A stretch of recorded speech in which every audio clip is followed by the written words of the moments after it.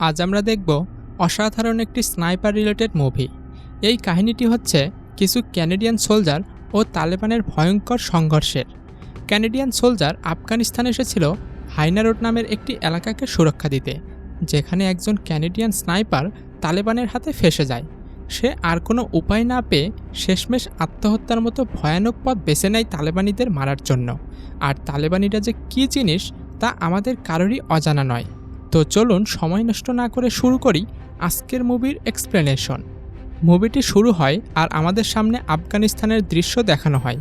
এখানে আমরা কিছু ক্যানাডিয়ান সোলজারকে দেখতে পাই। তারা হাইনা রোডের উপর নজর রাখছিল। দেখা যায় একটি পাহাড়ের ওপর কিছু ক্যানাডিয়ান সৈন্য বসে আছে, যাদের মধ্যে বেশিরভাগ সদস্যই হচ্ছে স্নাইপার সৈন্য। তারা তীক্ষ্ণভাবে নজর রাখছিল হাইনা রোডের ওপর। এই টিমের ক্যাপ্টেন ছিল রায়ান নামের একজন সোলজার। তার নেতৃত্বে পুরো দলটি পরিচালিত হতো। এরই মধ্যে দেখা যায় একজন ব্যক্তি রোডের দিকে অগ্রসর হচ্ছে। ওই ব্যক্তি তার ব্যাগের ভিতর থেকে একটি শক্তিশালী বোমা বের করে আর সেই রোডের ওপর সেটিকে স্থাপন করতে শুরু করে। এটা দেখে তারা বুঝতে পারে এখানে ভয়ানক বিপদ হতে চলেছে। তাই তারা বেজের নির্দেশ পেয়ে বোমাটি ব্লাস্ট হওয়ার আগেই গুলি করে হত্যা করে ওই ব্যক্তিকে শ্যুট করার পর তারা বাইরে বেরিয়ে আসে। সামনে এগোতেই রায়ান দেখে রাস্তার ওপর তিনটি বড় কালো কিছু যেন পড়ে আছে। রায়ান তার স্নাইপার টিমকে বলে ওই ব্ল্যাক প্যাচগুলোর উপর গুলি চালাও। প্রথমটিতে গুলি চালালেও সেখানে কিছুই হয় না। এরপর তারা দ্বিতীয় প্যাচটিতে গুলি চালায়, এতেও সেখানে কিছুই হয় না। যখনই তারা তৃতীয় প্যাচটিতে গুলি চালায়, মুহূর্তেই ওখানে একটি বড় ব্লাস্ট হয়। এতে টিমের সবাই পাশে ছিটকে পড়ে। এরপর তারা বুঝতে পারে এগুলোর মধ্যে একটি ল্যান্ডমাইন ছিল। মাইনের শব্দে এদিকে শত্রুপক্ষ বুঝতে পেরেছে এখানে কেউ আছে। তারা ছুটতে থাকে মাইনের লোকেশনের দিকে। ইতিমধ্যেই শত্রুপক্ষ ক্যানাডিয়ান সেনাদের দেখে ফেলেছে, তাই বাধ্য হয়ে ক্যানাডিয়ান সৈন্যরা পালাতে থাকে। তালেবানিদের হাত থেকে তাদের বেঁচে ফেরা প্রায় অসম্ভব ব্যাপার হয়ে ওঠে। বেশ কিছু দূর পালিয়ে আসার পর ক্যানাডিয়ান সৈন্যরা একটি ছোট্ট গ্রাম দেখতে পায়। ওই নির্জন পাহাড়ি এলাকায় কোথাও লুকানোর কোনো জায়গা নেই। তারা উপায় না পেয়ে ওই গ্রামের মধ্যেই প্রবেশ করে। গ্রামের লোকজন ভয়ে এদিক ওদিক দৌড়াদৌড়ি করছিল। ওই মুহূর্তে তাদের সামনে একজন বয়স্ক লোক এসে পড়ে। তখন রায়ান হেডকোয়ার্টারে কথা বলে এবং তাদের পরিস্থিতি তুলে ধরে। এইদিকে বেজে আমরা জেনিফার নামের একজন মেয়েকে দেখি। সেই সাথে সেখানে তাদের কমান্ডার পিটকে দেখা যায়। রায়ান তাদের কমান্ডার পিটের কাছে সকল বিষয় খুলে বলে। রায়ান জানায়, আমরা পুস্তনের একটি গ্রামে আছি। আমাদের সামনে একজন বয়স্ক লোক দাঁড়িয়ে আছে। তাকে দেখতে যেন কেমন আজব ধরনের লাগছে। ওই ব্যক্তির একটি চোখ নীল এবং অন্য একটি চোখ কালো। এরপর বয়স্ক ওই লোকটি তাদেরকে সাহায্য করতে চায়। সে বলে, যদি তোমরা তালেবানিদের হাত থেকে প্রাণ নিয়ে ফিরে যেতে চাও, তাহলে তোমরা আমার ঘরে লুকিয়ে পড়ো। এটা শুনে ক্যানাডিয়ান সৈন্যরা তার ঘরের ভিতরে চলে যায়। ভিতরে এসে তারা নিজেদের গান নিয়ে পজিশন নিতে শুরু করে। হঠাৎই সেখানে কিছু বাচ্চাকে দেখা যায়। বাচ্চাগুলো এসেছিল তাদের জন্য খাবার নিয়ে। আর এই ব্যাপারটি সোলজারদের কাছে খুব একটা সুবিধার মনে হচ্ছিল না। তারা ভাবছিল লোকটি কেন এত তাদেরকে খাতির যত্ন করছে। এরপরেও তারা খাবারগুলো খেয়ে নেয় এবং বাচ্চারা বাইরে চলে যায়। কিন্তু ক্যানাডিয়ান সৈন্যরা জানতো তালেবানরা আশেপাশে আছে। তারা যে কোনো মুহূর্তে তাদের উপর হামলা করতে পারে। এজন্য তারা প্রস্তুত হতে শুরু করে। তখনই দেয়ালের কাছে একটি বড় ব্লাস্ট হয় এবং দেয়াল ভেঙে একটি বড় ফাঁকা স্থানের সৃষ্টি হয়। সেই ফাঁকা জায়গা দিয়ে বয়স্ক সেই লোকটি বাইরে বেরিয়ে যায়। ক্যানাডিয়ান সোলজাররা ভাবছিল যে কোনো সময় তালেবানরা ভেতরে আসতে পারে। কিন্তু আশ্চর্যের বিষয় হলো, একটু পরে সেই ব্যক্তি ঘরের ভিতরে ফিরে আসে আর সে সকলকে নিয়ে বাইরে বের হয়ে আসে। সোলজাররা বাইরে এসে দেখতে পায় সকল তালেবানিরা সেখান থেকে চলে গেছে। এই অবস্থা দেখে সকলে বেশ অবাক হয়ে যায়। তারা বুঝতে পারে বয়স্ক লোকটি তালেবানিদের এখান থেকে ফেরত পাঠিয়েছে। এরপর সোলজাররা সেখান থেকে চলে যায়। অন্যদিকে আমরা পিটকে দেখতে পাই। পিট তার সিনিয়র অফিসারদের সাথে আফগানিস্তানের একজন ব্যক্তির সাথে সাক্ষাৎ করতে গেছে, যার নাম ছিল বশির দাউদ খাঁ। তাকে সকলে বিডিকে নামে ডাকত। বশির এখানকার খুবই বিত্তশালী একজন লোক। এজন্য কমান্ডাররা চায় হাইনা রোড তৈরিতে সে যেন তাদেরকে সাহায্য করে, যাতে ওই এলাকার লোকজন তালেবানের হাত থেকে নিরাপদ থাকতে পারে। কিন্তু বশির প্রথমে তালেবানদের বিপক্ষে কাজ করতে রাজি ছিল না। পরে যখন তার ছেলে বিষয়টি তাকে খুলে বলে, তখন সে রাজি হয়ে যায়। তার এই সিদ্ধান্তে সকলেই বেশ খুশি হয়ে যায় এবং তারা ক্যাম্পে ফিরতে শুরু করে। তখনই পিট সোলজারদের একটি গল্প শোনায়। সে বলে, যখন আলেকজান্ডার পুরো পৃথিবীতে দখলদারি চালাচ্ছিল, তখন তার মা তাকে বলে সে যেন আফগানিস্তান দখল করে।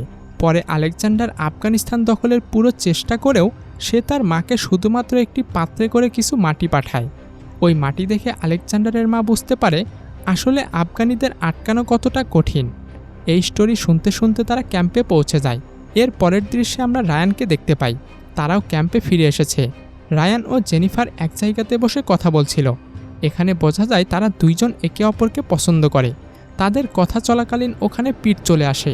পিট রায়ানকে বলে, তোমার সাথে আমার কিছু দরকারি কথা আছে। এ কারণে রায়ান ও পিট বাইরে চলে যায়। পিট রায়ানকে বলে, আমি জানি তোমার আর জেনিফারের মধ্যে কিছু একটা চলছে, আর এ ব্যাপারে আমার কোনো কিছুই অজানা নয়। এ কথা শুনে রায়ান একটু ঘাবড়ে যায়, কারণ আর্মি ক্যাম্পে এই ধরনের সম্পর্ক সম্পূর্ণ নিষেধ ছিল। পিট জানায়, এতে আমার কোনো সমস্যা নেই। তোমাদের অ্যাফেয়ারের ব্যাপারে আমি কাউকে কিছুই জানাবো না। যাই বলো, তোমাদের দুইজনকে কিন্তু বেশ ভালো মানায়। পরে তারা সেই বয়স্ক লোকটির ব্যাপারে কথা বলতে শুরু করে, যে রায়ানদেরকে ওই গ্রামে সাহায্য করেছিল। রায়ান সেখানে ঘটে যাওয়া সব বিষয় পিটকে খুলে বলে। রায়ানের কথা শুনে পিট বলে, এখানে একটি সম্প্রদায় আছে যারা সকলকে সাহায্য করে, কারণ তাদের কাছে এই কালচারে এই বিষয়টি গুরুত্বপূর্ণ স্থান দখল করে আছে। তাই আমাদের উচিত তাদের প্রতি কৃতজ্ঞতা প্রকাশ করা। সেই সাথে আমাদের তাকে খুঁজে বের করা উচিত। ধীরে ধীরে রাত নেমে আসে। রাতে দেখা যায় জেনিফার আর রায়ান কথা বলছে। জেনিফার রায়ানকে বলে সে তাকে অনেক ভালোবাসে, কিন্তু তাদের এসব খুব দ্রুত বন্ধ করতে হবে। যদি সিনিয়র অফিসাররা তাদের এসব অ্যাফেয়ারের বিষয়ে জানতে পারে, তাহলে তাদের কেরিয়ার শেষ হয়ে যেতে পারে। রায়ান এসব কথা ভেবে চিন্তায় পড়ে যায়। পরের দিন সকালে ক্যাম্পে অনেক সাংবাদিক চলে আসে। তখন তাদের গ্রুপের একজন সাংবাদিকদের সামনে লেকচার দিতে শুরু করে। সে সকল সাংবাদিকদের দিক নির্দেশনা দিয়ে দেয় যে তাদের কি করা উচিত আর কি করা উচিত নয়। এসব কথা শেষ করে তারা পুস্তনের গ্রামের উদ্দেশ্যে রওনা হয়, যেখানে তারা সেই বয়স্ক লোকটিকে দেখেছিল। কানাডিয়ান সোলজাররা ওই গ্রামে একজন বয়স্ক লোকের সাথে কথা বলে। তারা জানায়, আমরা একজন বয়স্ক লোককে খুঁজছি যিনি আমাদেরকে সাহায্য করেছিলেন। তখন লোকটি বলে, এই গ্রামের সবচেয়ে বয়স্ক লোকটি হলাম আমি। হয়তো তোমরা যাকে দেখেছ সে হলো ঘোস্ট। সবাই তাকে এই নামেই চেনে। যদি সত্যিই ঘোস্ট ফিরে এসে থাকে, তবে তোমরা তাকে কান্দাহার গ্রামে খুঁজে পাবে। এটা শুনে পিট সেখান থেকে চলে যায় তার ইনফরমারের সাথে কথা বলার জন্য। পিটের ইনফরমারের নাম ছিল হাজি, কিন্তু এখানকার সবাই তাকে ক্লিনার বলে ডাকত। ক্লিনার পিটকে বলে, ঘোস্ট ফিরে এসেছে, তার সাথে আমার কথা হয়েছে। তোমরা যদি চাও তবে আমি তার সাথে তোমাদের দেখা করিয়ে দিতে পারি। পিট এবং রায়ান দুজনে প্রস্তুত হয়ে যায় ঘোস্টের সাথে দেখা করার জন্য। রায়ান তার সিপাহীদের জানায় যে তাদের দুজন সৈন্যকে তালেবানরা আটক করে রেখেছে। তার থেকেও বড় কথা এটা যে দুজনে জীবিত অবস্থায় তাদের হাতে ধরা পড়েছে। এটা শুনে সৈন্যরা বেশ রেগে যায়। পরের দিন সকালে তারা সবাই মিলে কান্দাহার গ্রামের উদ্দেশ্যে যায়, কিন্তু পিট দেখে তার সেনারা সবাই যেন কেমন মনমরা হয়ে আছে। তাদের মানসিক পরিস্থিতি বুঝতে পেরে পিট তাদের সাথে মজা করতে শুরু করে। এরপর আবার তারা কান্দাহারের উদ্দেশ্যে রওনা হয়। গ্রামে ঢোকার আগেই পিট ক্লিনারকে গাড়ি থেকে নামিয়ে দেয়, যাতে তার সম্পর্কে কারো কোনো সন্দেহ না জাগে। বাকি সবাইকে নিয়ে গাড়ি আবার চলতে শুরু করে। পিট রায়ানকে বলে, ক্লিনার আমাদের খুব ভালো এবং বিশ্বস্ত একজন বন্ধু, তাই আমি কোনোভাবেই তাকে হারাতে চাই না। এরই মধ্যে তারা ঘোস্টের ঠিকানায় পৌঁছে যায়। সেখানে একজন তাদেরকে ঘোস্টের কাছে নিয়ে যাওয়ার জন্য আসে। তাদের সাথে একজন ট্রান্সলেটর ছিল, কারণ ঘোস্ট তাদের ভাষা বুঝতে পারবে না। অবশেষে তাদের দেখা হয় ঘোস্টের সাথে। পিট এবং ঘোস্ট একে অন্যকে নিজের পরিচয় দিচ্ছিল। তখন রায়ান কিছু টাকা বের করে ঘোস্ট নামের ওই লোকটিকে দিতে চায়। ঘোস্ট বলেন, আমি যদি তোমাদের এই টাকা নেই, তবে আমার মতো মূর্খ আর কেউ হবে না। এখানে এসে সবাই বুঝতে পারে কেন আসলে এই লোকটিকে এলাকার লোকজন শের বলে ডাকে। সে এমনিতেই এত দূর পৌঁছায়নি, অনেক বাধা বিপত্তি তাকে পার করতে হয়েছে। এই লোকটি তার জীবনে রাশিয়ানদের সাথে যুদ্ধ করেছে, তাই এর নামকরণ করা হয়েছিল ঘোস্ট। যাই হোক, অনেক বছর আড়ালে থাকার পর সে আবার ফিরে এসেছে। এসব শুনে পিট ও রায়ান তার সেনাদের নিয়ে সেখান থেকে চলে যায়। পথিমধ্যে পিট রায়ানকে বলে, এই পরিবেশে আমাদের টিকে থাকতে হলে অবশ্যই আমাদের এই লোকটির সাথে মিলে থাকতে হবে, নয়তো এখানে টিকে থাকা অসম্ভব। এটা বলতে বলতেই হঠাৎই তাদের গাড়িতে হামলা হয়, তবে কারো বিশেষ কোনো ক্ষতি হয় না। পিট গাড়ি থেকে নেমে বলে, যত দ্রুত সম্ভব আমাদের রেডিও নষ্ট করতে হবে। প্ল্যান অনুযায়ী তারা গাড়ি থেকে বেরিয়ে নিজেদের গাড়ি ব্লাস্ট করে দেয়। শত্রুদের এলোপাথারি গুলির মধ্যে কোনো রকমে তারা রাস্তা অবধি পৌঁছায়। ভাগ্যক্রমে তারা সেখানে একটি গাড়ি পেয়ে যায়। তারা কাভার ফায়ার করে গাড়িটি নিয়ে বেসমেন্ট অবধি পৌঁছে যায়। বেজে পৌঁছে পিট রায়ানের সাথে আফগানিস্তানে আর কি কি ঘটতে পারে সে বিষয়ে কথা বলছিল, কিন্তু রায়ান তাকে বলে একটি বুলেট বদলাতে পারে আফগানিস্তানের এই ভয়াবহ ভবিষ্যৎকে। এখানকার প্রতিটি মানুষকে সবসময় সচেতন থাকতে হবে। এরপর পিট দেখা করে তার ইনফর্মার ক্লিনারের সাথে। ক্লিনারকে সে বলে, আমি আসলে বুঝে উঠতে পারছি না ঘোস্ট কেন বা কী কারণে আমাদের সাথে দেখা করলো, তার মনে আসলে কি প্ল্যানিং রয়েছে। সে ক্লিনারকে দায়িত্ব দেয় এখানকার পুরো গ্রামবাসীদের সম্পর্কে খোঁজখবর নিতে, তারা আসলে কি চায় সেটা জানার জন্য। ক্লিনার পিটের কথা মতো কাজে লেগে পড়ে। এরপর পিট তার একজন স্টাফকে গিয়ে বলেন, যত দ্রুত সম্ভব তুমি গ্রামের লোকদের সম্পর্কে খবর সংগ্রহ করো। ততক্ষণে ক্লিনার তাকে জানায় গ্রামবাসীরা বশিরের অত্যাচারে অতিষ্ঠ হয়ে জীবন কাটাচ্ছে। পিট তাকে বলে, তুমি যত দ্রুত সম্ভব বেজে এসে হাজির হও। অন্যদিকে আমরা দেখি জেনিফার চেক আপ করে জানতে পারে সে মা হতে যাচ্ছে। এ খবরে জেনিফার নিজেও অনেকটা আশ্চর্য হয়ে যায়। বেজে পিট, রায়ান ও ক্লিনার কথা বলছিল। পিট জানায় এই গ্রামের বেশিরভাগ মানুষই কৃষক, এখানে থাকার জন্য তাদেরকে নিয়মিত কর দিতে হয়, না দিলে বশির তাদের ওপর নির্যাতন চালায়। এবার ঘোস্টের ছেলে তাকে কর দেয়নি, এতে তার পরিবারের ওপর ভয়াবহ চাপ আসতে পারে, তাই ঘোস্ট গ্রামে ফিরে এসেছে। এটা শুনে গ্রামের খোঁজখবর রাখার জন্য রায়ান একদল সৈন্য পাঠায়, যারা সব কিছুর ওপর নজর রাখছিল। হঠাৎই সেখানে বশির তার দলবল নিয়ে হাজির হয়। তারা ঘোস্টের 2 নাতনিকে টেনে হিঁচড়ে গাড়িতে তুলে নিয়ে যাচ্ছিল। টিমের সদস্যরা ক্যাপ্টেনের কাছে গুলি করার অনুমতি চাইলে পিট তাদেরকে পারমিশন দেয় না, ফলে সব স্নাইপারের চোখের সামনে তারা মেয়ে দুটিকে তুলে নিয়ে যায়। রায়ান রেগে চিল্লাতে থাকে, কারণ এই মেয়ে দুটোই তাদের খাবার দিয়ে সাহায্য করেছিল। জেনিফার তাকে যতই শান্ত করার চেষ্টা করছিল, কিন্তু তাতে কোনো কাজই হচ্ছিল না।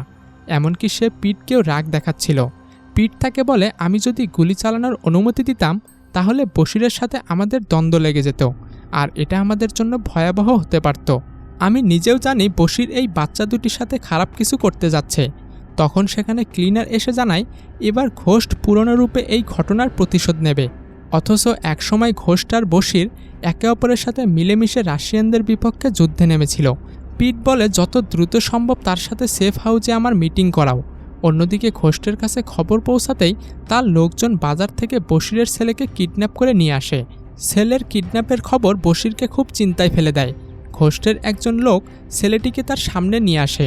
এদিকে আমরা দেখতে পাই জেনিফার রায়ানকে বলছে সে মা হতে চলেছে। এ খবর শুনে রায়ান অনেক খুশি হয়। জেনিফার তাকে বলে, আমি ভেবেছিলাম খবরটি শুনে তুমি খুশি হবে না। রায়ান বলে, আমরা যত দ্রুত সম্ভব বিয়ে করে ফেলব। অন্যদিকে পিট জঙ্গলের কাছে যায় জেনারেলের সাথে দেখা করার জন্য। সে জেনারেলকে বলে, বশিরের ওপর নজর রেখে আমরা খুব ভালোভাবে এটা বুঝতে পেরেছি যে হায়না রোড না হওয়ার পিছনের মূল কারণ সে নিজেই। তালেবানদের সাথে মিলে সে এলাকার লোকজনদের ওপর অত্যাচার করে চলেছে, তাই আমাদের উচিত ঘোস্টের সাথে মিলে যাওয়া। সেই আমাদের সাহায্য করতে পারে বশিরকে পরাজিত করতে। তখন ক্লিনার জানায় ঘোস্ট তাদের সাথে দেখা করার জন্য প্রস্তুত। এটা শুনে দলবল নিয়ে পিট সেফ হাউসের দিকে রওনা হয়। পিট ঘোস্টকে বলে, আমরা তোমাকে সাহায্য করতে চাই, আর খুব শীঘ্রই হায়না রোডের কাজ শুরু হবে, সেখানে তুমি আমন্ত্রিত। বশিরও সেখানে আসবে। আসলে পিট নিজে থেকে বশিরকে মারতে চায় না, কারণ এতে বড় যুদ্ধের সৃষ্টি হতে পারে। সে চায় ঘোস্ট তাকে মারুক, আর যেহেতু ঘোস্ট এটাই চাচ্ছিল, তাই সেও পিটের কথায় রাজি হয়ে যায়। এরপর রাতে রায়ান জেনিফারের সাথে দেখা করতে যায়। জেনিফার তাকে বলে, আমি চাই তুমি এই যুদ্ধ সাবধানের সাথে লড়ো, কারণ এখান থেকে ফিরে আমরা বিয়ে করে নেব। পরের দিন হায়না রোডে ওপেনিং সেরিমনি শুরু হয়। রায়ান তার সোলজারদের পাহাড়ের ওপর নজরদারি করার জন্য পাঠিয়েছে। সবাই মিলে বশিরের অপেক্ষায় ছিল, কিন্তু বশিরের গাড়ি ওপেনিং সেরিমনির দিকে না গিয়ে সেফ হাউসের দিকে এগোচ্ছিল। সেখানে ঘোস্ট ছিল। পিট সেনাদেরকে বলে তারা যেন বশিরের ফোন হ্যাক করে, যাতে তার কথাবার্তা সবাই শুনতে পায়। প্রথমবার তারা ব্যর্থ হলেও দ্বিতীয়বার ফোন হ্যাক করতে সক্ষম হয়। দেখা যায় বশির ঘোস্টের সামনাসামনি আসে। ঘোস্ট বলে, তুমি আমার নাতনিদের সাথে এমন কেন করেছ? বশির বলে, কারণ সে আমার টাকা দেয়নি। এটা শুনে ঘোস্ট কিছু টাকা দিয়ে বলে, আমার নাতনিদের ফেরত দাও। তখন বশির বলে, আগে তুমি আমার ছেলেকে ফিরিয়ে দাও। ঘোস্ট একটি বস্তা থেকে তার ছেলের কাটা মাথা বের করে বলে, এই নাও। নিজের ছেলের এই অবস্থা দেখে বশির রেগে তার বন্দুকের নিশানা ঘোস্টের দিকে করে। রায়ান আগে থেকেই বশিরকে স্নাইপারের নিশানায় রেখেছিল। পিট তাকে বারবার নিষেধ করা সত্ত্বেও সে এক শটে বশিরের মাথার খুলি উড়িয়ে দেয়। ব্যাস, সাথে সাথে চতুর্দিক থেকে তালেবানরা এলোপাথারি গুলি ছুটতে থাকে। সৈন্যরা কোনো রকমে একটি ঘরে আশ্রয় নেয়, কিন্তু তালেবানের সংখ্যা এত বেশি ছিল যে তাদের সাথে পেরে ওঠা অসম্ভব ছিল। একে একে তারা সব সেনাদের মারতে থাকে। রায়ান দেখে সে আর ঘোষটি এখন জীবিত রয়েছে। রায়ান তার হেডকোয়ার্টারে বলে, আমি চাই তোমরা এখানে এয়ার স্ট্রাইক চালাও, যাতে আমাদের সাথে ওরাও এখানে মারা যায়। তাছাড়া আর কোনো পথ খোলা নেই। কিন্তু জেনিফার তাকে বারবার নিষেধ করেই যাচ্ছিল। শেষবারের মতো রায়ান তাকে সরি বলে কল কেটে দেয়। এবার সে কথা বলতে থাকে ঘোষ্টের সাথে। সে বলে, আমি খুব তাড়াতাড়ি বাবা হতে যাচ্ছি। ঘোষ্ট তাকে অভিনন্দন জানায়। তারপর এয়ার স্ট্রাইকে তালেবানদের সাথে তারা দুইজনও মারা যায়। এরপর আমরা ক্যানাডিয়ান সেনাবাহিনীকে দেখি একটা জায়গা থেকে তারা কিছু মেয়েদেরকে উদ্ধার করছে, যেখানে ঘোষ্টের দুজন নাতনিও ছিল। দেখা যায় সরকার এ যুদ্ধের শহীদদের সম্মাননা প্রদান করছে, যেখানে জেনিফার তার অনাগত সন্তানের বাবার জন্য চোখের পানি ফেলছে। অন্যদিকে ঘোষ্টের ছেলেও তার নাতনি তার দাদার কবরের সামনে এসেছে, কারণ তারা জানে এই ব্যক্তি তাদের জন্য কত বড় আত্মত্যাগ করেছে। এর মধ্য দিয়ে আমাদের আজকের মুভির এক্সপ্লেনেশনটি শেষ হয়ে যায়। আপনি যদি আমাদের চ্যানেলে নতুন হয়ে থাকেন তাহলে অবশ্যই আমাদের চ্যানেলটি সাবস্ক্রাইব করবেন আর এই ভিডিওতে আপনার মূল্যবান মতামতটি জানিয়ে যাবেন। ধন্যবাদ।